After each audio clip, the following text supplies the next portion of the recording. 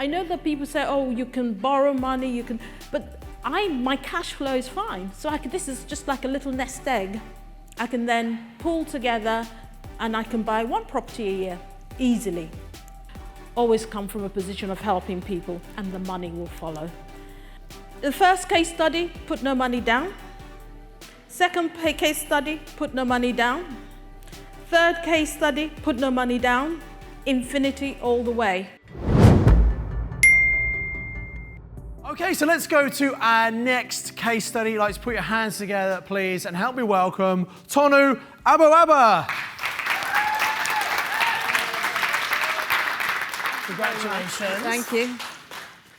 Hi. Hello. Good afternoon, guys. This has been most unexpected. I've been pretty much behind the scenes doing what I normally do, so it's a privilege to be invited to showcase what I've been doing. So who am I and why do I invest? I'm a former quantity surveyor, and I came into property when I had, in the property investment circle, when I had kids. I didn't want to go out to work, and I wanted some way of raising, of generating income. I didn't want to give up work 100%, so I was quite happy to keep my hand at it 50% of the time. So it was very much a lifestyle business. Initially, I wanted to do development because of my construction background, but at the time there was a recession. So I decided, okay, maybe I'll sell my buy-to-let property and then I'll embark on my property journey. After selling the property, my solicitor ran off with the money to Spain with the proceeds of the sale, and it took me 10 years to get that money from the solicitor's regulatory authority. And in between that time, the market had changed, and so the value of the money wasn't that much. I could have done so much more with it. But, you know, in life, if you're passionate about anything, you'll find a way. And that is my story, really, that I wouldn't say I'm a problem solver, but I'm a very optimistic kind of person. So I always try and figure a way through any problems that gets thrown at me. So I started a property consultancy, and I sourced properties for overseas clients, and I managed them. So I would pretty much source, refurbish because of my background, source, manage less. And with that, on that basis, I built up a small portfolio. And I joined Mastermind because I wanted to buy HMOs to increase my asset base. Since I had these properties I was managing for clients, probably just under 100 units in the Greater London area. And I felt, okay, cash flow is fine. I have very modest means and a way of living. I can manage on that. But it was important for me to start building my asset class. But, you know, the deals, as you all know, this year has been tough. Didn't stack up. And typically, the interest rates are high. The market is very uncertain. So I tried to figure out something else to do. And so I don't know if anybody remembered the talk by Gaurav or the webinar that Gaurav had. So Gaurav did this webinar at the beginning, I think it was November time, and he was talking about serviced accommodation. I tried one in 2017. I found it really busy, and I had a lot of problems with the block managers, and they closed the unit down, and I thought, never again. I'm not going to do SA again. But he spoke about it. He said he had quite a few units, and I thought maybe I should revisit it. So this is the first deal that came to me. This was an SA management deal. The owner, I already manage her property, and she came to me and said, I want you to do SA management for me. And I said to her, well, I don't do SA management. It's just too busy. It's not my bag. So what did I do? I tried to offer it to people within the community. Tried to JV with other people. They looked at it, said, oh, it wasn't going to make enough money. I offered it to SA managers. They said, no, we want all the money. You know, thanks for the introduction. And I thought, no, it doesn't quite work like that. Offered it to masterminders in other groups. Again, they weren't interested. So I decided, okay, I didn't want to let her down. So I'll give it a go. Based on the webinars, the notes I took, I talked to other masterminders. I decided to give it a go. I spoke to James. I spoke to Andrea. Andrea has this beautiful essay. And if you all remember, I had these Zoom calls with most people in the room, and it enabled me to understand what people were doing, what sort of benefits we could exchange with each other. I also remember speaking to Nick, Ella, and Jan. Believe it or not, Jan used to you work in a hotel, and so she gave me some tips. So I launched this essay in January. Second property was a property I bought. I sold to this couple for almost $1 million in Pimlico in Victoria. And I just built such a great rapport with them. They told me, oh, we live in France most of the year, but we would like to do SA management. Now, this was the block that I had done that first SA business in 2017. So I knew they would say no. I knew it was impossible. So I basically said, no, we're not going to do it. And then, through the community, through the environment, learning from everybody, I realized maybe we could offer them contractors instead of, and we could build 4 to 6 months rentals. With that, I could create the correct documentation, which would pass the block manager's sort of very stringent checks. But at the same time, they could get nightly rates from that. So I offered this to them. And the first booking that came through was a 1-year booking at £400 a night. And guess what they did? We don't want that. We don't want to rent our place for 1 year. Guess how much they would have earned if they'd done that? £146,000. Anyway, at the end of the day, the client is always the person that you have to take care of. They didn't want the deal. And so we're now renegotiating with the company to offer sort of like quarterly, 3 months or 6 months. And at the end of that, they might even extend, but it gives them what they want. This is my third transaction. I took this on with the intention of doing rent to SA. It's unfurnished. Would have had to furnish it, pay a leasing fee for furnishing the property. And I'd already actually got an interior designer looking at it. And then I had an amazing offer from people who had just come into the country, and it would have cash flowed 9K per annum. And I thought, it's a no-brainer, I'll switch it. I'll switch it to a buy-to-let, because my target for each property was about a 10K per unit. So you have to be quite focused about what you're doing, why you're doing it, the sort of numbers you want to achieve. And so I thought, for the sake of £1,000, who wants the headache of changing sheets, getting the cleaners, running around, watching the dashboard? So I accepted that. So that's how that transaction worked.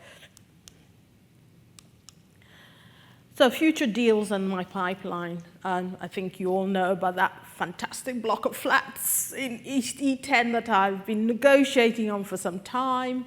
I've sent off heads of terms. Now, when I do my evaluation, I am a Lord accumulator. I'm very conservative. The first thing I do is evaluate on a buy-to-let basis if I'm doing rent-to-rent. And if it stacks up, then I can then think of other things, because that's my fallback position. You don't want to expose yourself and put yourself at risk of losing money. I don't like losing money. It has to stack up. Another one, now that the news or the word is spreading out, people are phoning me and saying, oh, I've got a property here. Can you do SA? Can you do SA? So I've got an SA management coming up. I've got to go and have a look at it this week. Swiss cottage, 3-bed in Kingsbury. Incidentally, we had 3 inquiries for this property. I haven't advertised it, but we had 90-day sort of offers in that area. So that's looking very promising without us even starting to market that. So I'm working, so whilst developing this, so remember, this is a completely new income stream in my business. I haven't got any SAs as of January, and I'm sort of evolving with it. So a fellow masterminder, he knows who he is, approached me and said, I'm going to bring 5 properties to you, SA marketing. So that's a new product within this little business. So we now have SA management, we now have SA marketing, and we now have Rent to SA in this little strategy. The other thing is, none of the work I have done this year is going to go amiss. I still have those portfolio HMO landlords that I've worked with, that I've put an offer and walked away and say, this is the best I can offer you.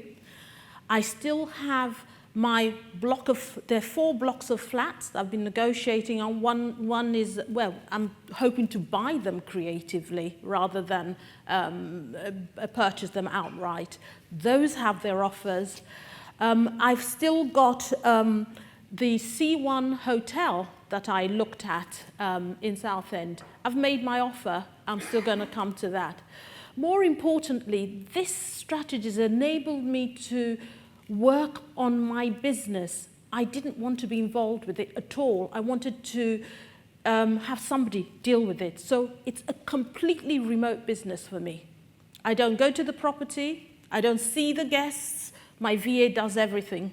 I recruited that VA at the beginning of the year because I knew that I was so busy that I didn't need to be more busy. So Mastermind has actually taught me to behave like a business owner rather than, somebody who's working all the time. So that's been quite useful. I've learned to use, well, I'm still learning to use property filter, essentially sort of like more, what's the word? sort of more modern ways of doing things, I guess that's the thing. So I've also tapped into the SaaS community. Thank you, Jordan. Thank you, James. That's completely opened my mind about how you can strategize using sort of like more tax efficient and more legacy friendly ways of acquiring properties. So in many ways, I'm really happy that I've delayed my asset building, and I'm now going to take a step back and then revisit it with my newfound knowledge. The other thing that I learned this year was purchase lease options. So one of the people I was talking to, we decided to buy using a purchase option. It hasn't gone through, but guess what? The knowledge is immense. So not only have I grown as a person, I think I said earlier that I found the year transformational. I've stopped thinking one property. I've started thinking multi-units, and I have no fear in what I do now. I now have commercial to resi opportunities that I can still revisit. I think Santosh has very kindly offered to negotiate on my behalf. Thank you, Santosh. So I think I told you the different streams and and also direct marketing, I've learned to delegate, I've learned to outsource. So these are all things that I've learned in this year, which, you know, will stand me in good stead and hopefully stand everybody else in good stead. Now, this strategy, it's so easy to see how you can earn quite a bit of money. So at the end of the year, we're looking at having at least 20 units. Is easy because finding properties is not an issue for me. It's just time to transact it. So if you aim for 10 and you get 7.5K per property and you have 20 of them, you can see how easy it is to build a pot of money that you can use for your next transaction to buy. So I know that people say, oh, you can borrow money, but my cash flow is fine. So this is just like a little nest egg. I can then pull together and I can buy one property a year easily. Hopefully the markets wouldn't have gone up. Cash flow, so I didn't buy anything. I didn't refurb anything. I like to keep it simple, stupid. So the first case study, put no money down. Second case study, put no money down. Third case study, put no money down. Infinity all the way. Now, the remaining units I'm looking at, I'm probably going to have some money I'll put down because I want to lease some furniture in order to make it look nice. So I've budgeted something, so I'm assuming that I'll get all that money back in that year. So that's 50-something K in all of that. But my pipeline has got another 10 plus properties. So for me, it's all about it's like an ecosystem of lead generation, talking to your clients, talking to your landlords, and all of that. And that's it. And I think on a parting note, my tips are: don't let any obstacle get in your way. If you're passionate, you'll find a way. Play to your strengths. I know I'm never going to be somebody who's going to go into a room, network, and feel energized. I go home and I'm exhausted and I need to go back to sleep. So just play the long game. You know your personality. I just like to build relationships. Seize every opportunity, keep an open mind. So all these transactions come to me and I look at them and think, how can I best serve the client and serve myself? It's not about me all the time. So they may have come to me and said, I want to do X, but by the time I've reviewed the transaction, I can recommend something else. Adapt to the market. So this is a mistake. So based on what I put 55K, you know, if you're earning £1,000 per month, that money of 55K is 4.5 HMOs, because we are taught that if you're getting £1,000 per month per property, that £12,000 a year, you know, I've done that without putting the working. Create systems, generate, adapt, create a model that you can fully delegate. Always come from a position of helping people, and the money will follow. I am their property consultant. They will come to me with any property problem, and it gives me the opportunity to help them and help myself. I don't know if you heard of Sasha Fierce of Beyonce fame. So she goes on stage and she imagines she is Sasha Fierce because she's a shy person. She's an introvert. Well, I am Sasha Fierce of Mastermind. Thank you. Thank you. Thank you. Congratulations. Well done. Thank you so much. Thank you. Wow, amazing. And what I loved about that is, you know, a lot of people think you need lots of money to invest in property. Well, Tonu did pretty much all those deals with no money down. Infinite return on investment, £55,000 plus profit a year from property. Who thinks that's pretty good with no money down? £55,000 a year, right? And the other thing I really respect Tonu for is, you know, she was someone in property already. She was a surveyor. You know, she'd been a letting agent and a deal sourcer, finding property deals for other people, but still recognized actually there were lots of things she didn't know. And one of my favorite sayings is, you don't know what you don't know.